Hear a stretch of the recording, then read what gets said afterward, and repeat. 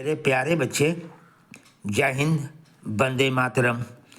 मैं आप लोगों के लिए बहुत मेहनत कर रहा हूँ, इतना ऑब्जेक्टिव तैयार कर रहा हूँ, लेकिन आप लोग लाइक नहीं करते हैं। आप लोग से निवेदन है कि लाइक कर दीजिए।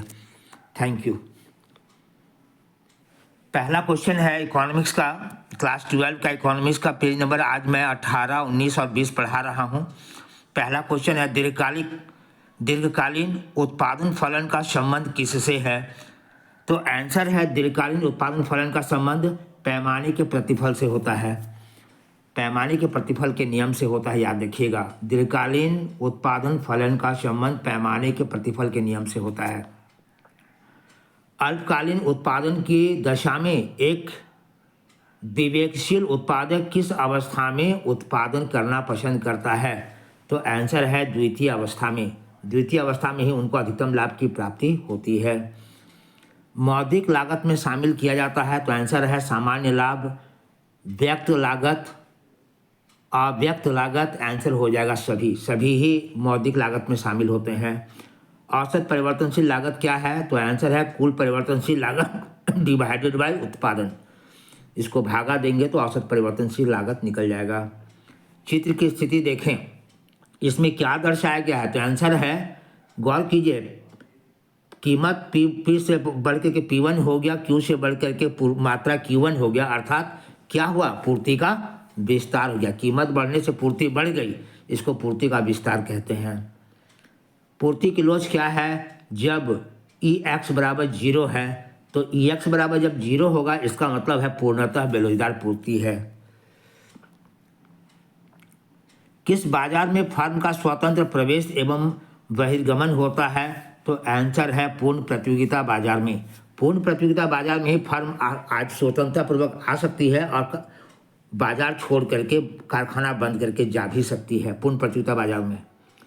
एकाधिकार की विशेषता नहीं है, तो आंसर है एकाधिकार में एक क्रेता और अधिक विक्रेता कभी नहीं होते हैं। एकाधिकार में हमेशा एक ही विक्रेता होते हैं, एक ही उत्पादक होते हैं, विक्रेता बहुत सारा होते हैं। वस्तु विभेद पाया जाता है, तो आंसर है एकाधिकारी प्रतियोगिता में। कीमत विभेद पाया जाता है तो एकाधिकार में। एकाधिकार जो हैं वह एक ही उत्पादक होते हैं, इसलिए वह अपने वस्तु को अलग अलग जगह पे अलग अलग कीमत पर बेचते हैं। कीमत निर्धारण में समय तत्व का विचार किसने प्रस्तुत किया? तो आंसर है मार्शल महोदय ने।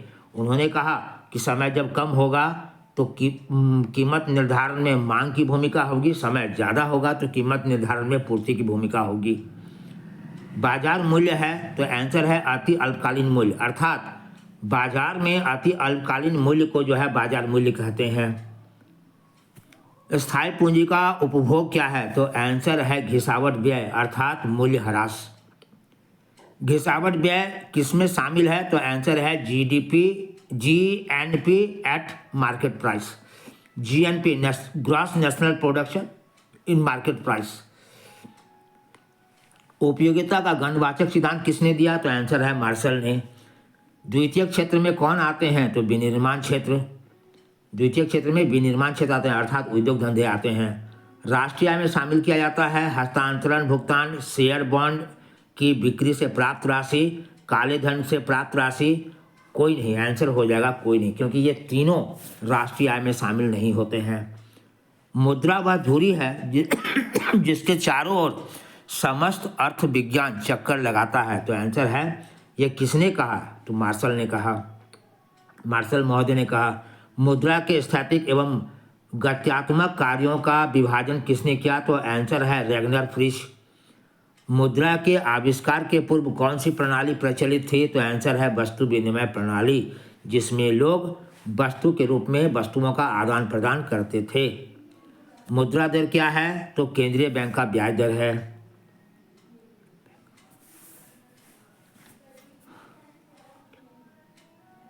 समरूप वस्तु किस बाजार में पाई जाती है? तो आंसर है पूर्ण प्रतियोगिता बाजार में समरूप वस्तु पाई जाती है, समरूप वस्तु ही बेची जाती है। यही कारण है कि पूरे बाजार में वस्तु की कीमत एक होती है।